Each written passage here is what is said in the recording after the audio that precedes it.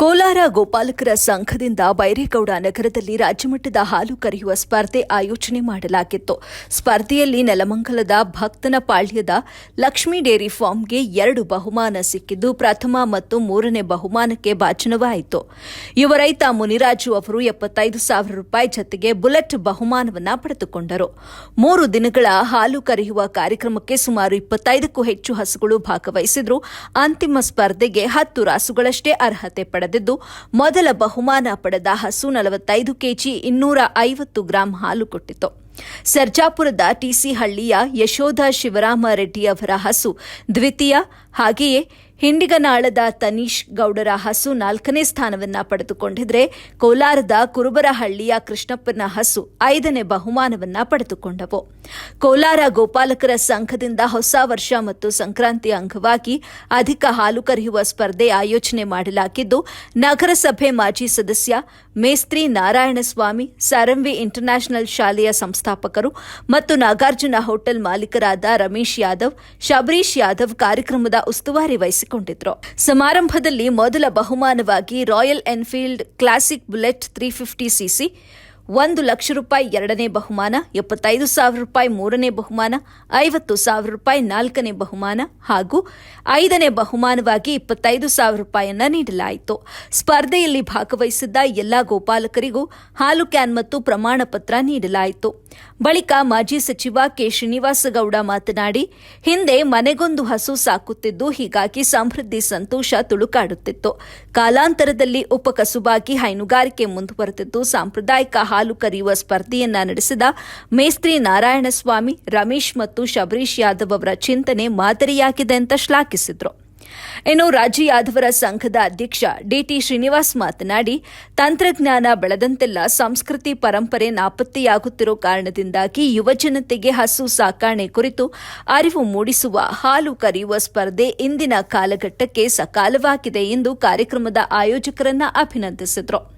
ಇನ್ನು ಕಾರ್ಯಕ್ರಮದ ಆಯೋಜಕ ಶಬರೀಶ್ ಯಾದವ್ ಕೂಡ ಮಾತನಾಡಿದ್ದು, ರಾಜ್ಯಮಟ್ಟದ ಪ್ರಥಮ ಕಾರ್ಯಕ್ರಮಕ್ಕೆ ನಿರೀಕ್ಷೆಗೂ ಮೀರಿದ ಹಸುಗಳನ್ನು ತರುವ ಮೂಲಕ ಹೈನುಗಾರರು ತೋರಿದ ಉತ್ಸಾಹ ಪ್ರತಿ ವರ್ಷ ಹಾಲು ಕರೆಯುವ ಸ್ಪರ್ಧೆಯನ್ನ ಮಾಡಬೇಕೆಂಬ ಸಂಕಲ್ಪದ ಸ್ಫೂರ್ತಿ ತಂದಿದೆ. ಇನ್ನು ಪ್ರೇಕ್ಷಕರು ಸಹ ನಿರೀಕ್ಷೆಗೂ ಮೀರಿ ಭಾಗವಹಿಸುವ ಮೂಲಕ ಸಂಭ್ರಮ ಪಟ್ಟಿದ್ದು, ಸಾರ್ಥಕ ಭಾವ ಮೂಡಿದೆ. ಮುಂದಿನ ವರ್ಷ ಉತ್ತರ ಕರ್ನಾಟಕದಿಂದಲೂ ಹಸುಗಳನ್ನು ಕರೆತರಲು ಪ್ರಯತ್ನಿಸಲಾಗುತ್ತೆ ಅಂತ ತಿಳಿಸಿದ್ರು. ಇನ್ನು ಪಶುಪಾಲನಾ ಇಲಾಖೆ ಉಪನಿರ್ದೇಶಕ ಡಾ ಜಿಟಿ ರಾಮಯ್ಯ ಅವರು ತೀರ್ಪುಗಾರರ ತಂಡದ ನಾಯಕರಾಗಿದ್ದು, ಬಹುಮಾನಗಳನ್ನು ಘೋಷಿಸಿದ್ರು. ಚಂದಾಪುರದಲ್ಲಿ ನಡೆದ ಹಾಲು ಕರೆಯುವ ಸ್ಪರ್ಧೆಯಲ್ಲಿ ಬಹುಮಾನ ಪಡೆದುಕೊಂಡ ಕಿಲಾರಿಪೇಟೆಯ ಕೆಎನ್ ವೆಂಕಟೇಶ್ ಅವರನ್ನ ಸನ್ಮಾನಿಸಲಾಯಿತು. ನಗರಸಭೆ ಮಾಜಿ ಸದಸ್ಯ ಮೇಸ್ತ್ರಿ ನಾರಾಯಣಸ್ವಾಮಿ, ಯುವ ಮುಖಂಡ ರಮೇಶ್ ಯಾದವ್ ಕೂಡ ಇದ್ದರು.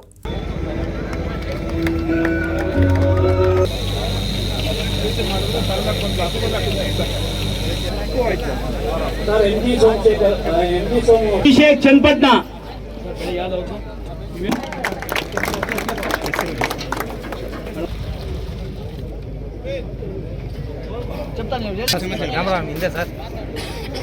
kg 900 ಗ್ರಾಂ ಕಾಣಿಸ್ತಾ ಇಲ್ಲ. ಆ ಕಡೆ ನಡೀರಿ, ಆ ಕಡೆ ಎಲ್ಲ ಆ ಕಡೆಯಿಂದ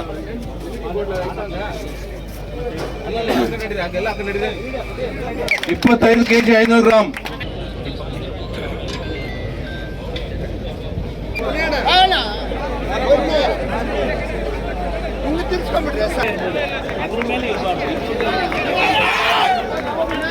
ರೈತ ಜನ ಇವತ್ತಿಗೆ ಕೂಡ ಮನೆಯಲ್ಲಿ ಹಸು ಇಟ್ಕೊಂಡು ಸಾಕಿ ಸಲ್ಲಿಸುವಂಥ ಕಾಲಗಳು ಹಳ್ಳಿಗಾಡಿನಲ್ಲಿ ಬಹಳ ಹೆಚ್ಚಿಗೆ ಇತ್ತು. ಇತ್ತೀಚಿನ ದಿನಗಳಲ್ಲಿ ಕಾರಣಾಂತರಗಳಿಂದ ಹಾಲು ಒಂದು ಜಾಗದಲ್ಲಿ ಸಿಕ್ಕಿದಾಗ ಅಲ್ಲಿ ಇಲ್ಲಿ ತೆಗೆದುಕೊಂಡು ಹೋಗಿ ಈಗ ವ್ಯವಸ್ಥೆ ಮಾಡಿಕೊಳ್ಳುವಂಥ ಕಾಲ ಬಂದಿದೆ. ಅಂಥ ಪರಿಸ್ಥಿತಿಯಲ್ಲೂ ಕೂಡ ಇದನ್ನು ನೋಡಿಸ್ಬೇಕು ಅನ್ನುವಂಥ ಕೆಲಸ ಇವತ್ತು ಇಲ್ಲಿ ಮಾಡಿದ್ದಾರೆ.